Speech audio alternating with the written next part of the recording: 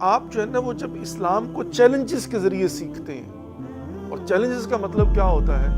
Comparatively جب آپ کو کوشچن کیا جاتا ہے اور آپ دلیل لے کر آتے ہیں اور اپنے آپ کو کنونس کرنے کے لیے آپ کے پاس جب دلائل ہوتے ہیں تو وہ محکم ہوتی ہے فاؤنڈیشنز، آپ کے پاس پھر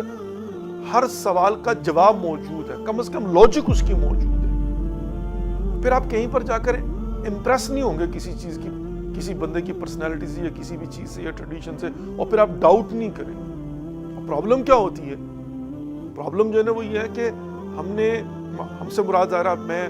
پرانی بات جو ہے نا وہ کر رہا ہوں، آج کے زمانے پر امپلیمنٹ میں اس کو جنرلائز نہیں کر سکتا۔ ہم نے جو ہے وہ ایونچولی ماں باپ سے، ماحول سے، معاشرے سے، اسکول سے، مدرسے سے، مسجد سے، محلے سے